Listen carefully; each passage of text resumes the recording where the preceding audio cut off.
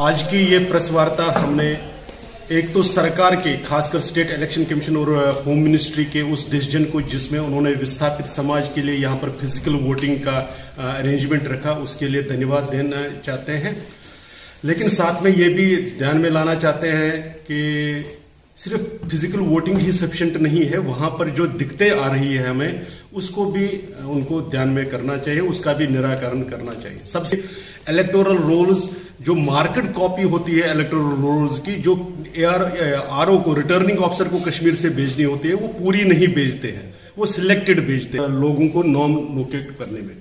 इसी तरह से दूसरी बड़ी दिक्कत जो आ रही है कि जो विस्थापन से पहले जहां पर हिंदू समाज रहता था, जहां विस्थापित समाज रहता था, जिन गांवों में रहता था, उनके नाम मिसिंग है।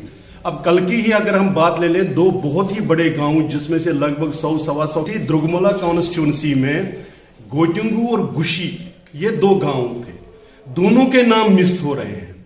बहुत मेहनत करने के बाद ढूंढा तो एक गांव का हमें वोटर लिस्ट मिला, दूसरे का मिला ही नहीं है। और वो अब इलेक्शन कमीशन के जो स्टाफ है वो कहता है कि जी वो किसी और कॉन्स्टिट्यूंसी में डाला है। इसी तरह इंडिविजुअल वोटर आता है इलेक्टोरल रोल लेकर और अपना एपिक कार्ड लेकर, लेकिन उसका भी नाम वहां पर नहीं मिलता है, बहुत मेहनत करने के बाद भी नहीं मिलता है।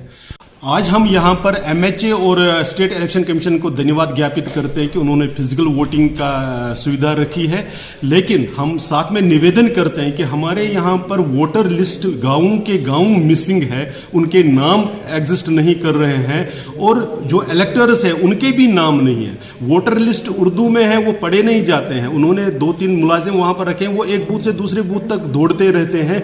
यही लिस्ट अब अगर इंग्लिश में होती और इलेक्शन से पहले अगर अवेलेबल होगी तो वोटरों को घर से निकलने में और पार्टी एक्टिविस्ट्स को उनको घरों से निकालने में सुविधा होगी। तो हमारा निवेदन रहेगा कि वो ये लिस्ट एक तो उपलब्ध कराएं, उनकी हार्ड कॉपी भी उपलब्ध कराएं और साथ के साथ इलेक्शन से पहले करा दें। अब अगर 10 तारीख को चुनाव है तो आज या कल में वो अगर उपलब्ध होगी तो हमारे ध्यान में आएगा कि किस एरिया के लोग हैं, कहां पर हैं, हम उनको निकालने में निवेदन करेंगे और समाज को भी निकलने में आसानी हो जाएगी। हमें एम फॉर्म भरना पड़ता है, लेकिन इस बार सरकार ने तय कर दिया कि आपको एम फॉर्म की जरूरत नहीं है, आप अपना आइडेंटिटी कार्ड लेकर आइए और अपना वोट लिस्ट में देखकर वोट डालिए। ये फिजिकल वोटिंग है, इसलिए अब वो पहली वाली एम फॉर्म वाली प्रक्रिया नहीं है।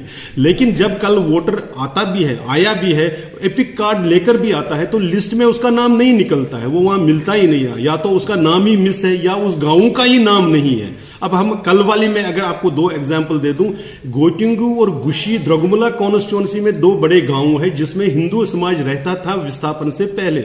दोनों के दोनों नाम उसमें नहीं, गुशी का नाम है लेकिन उसमें हिंदू वोटर्स का, जो विस्थापित वोटर्स का नाम नहीं है। गोटिंगू का तो नाम ही नहीं, वो किसी और जगह डाला हुआ है, तो इसलिए उसको लोकेट करने में, आइडेंटिफाई करने में बड़ी दिक्कत है। फिर जो मार्केड इलेक्टोरल रोल्स की कॉपी होती है वो रिटर्निंग ऑफिसर को भेजनी होती है, वो यहां पर सारी कॉपीज नहीं भेज देता है। अब कल उधमपुर में टहब की वोटिंग लिस्ट ही नहीं थी, यहां पर टिकर की वोटिंग लिस्ट नहीं थी, मैंने जैसे गुशी का बताया वो नहीं थी। तो इससे क्या था, इसमें कलामाबाद मावर में हंस शाट के गांव का नाम ही नहीं है कहीं। तो इससे क्या हो रहा है कि वोटर बड़ा निराश होकर अब 20-25 लोग जब वापस चले जाते हैं तो बाकियों को भी मैसेजिंग आती है, तो आने में हेजिटेशन होती है। लेकिन इस सब के बाद भी हमारी समाज से अपील है कि ये दिक्कतें छोटी मोटी आती रहेंगे। मोदी जी को और सरकार के हाथ मजबूत करने के लिए हमको ज्यादा से ज्यादा संख्या में निकलना चाहिए और वोट डालना चाहिए।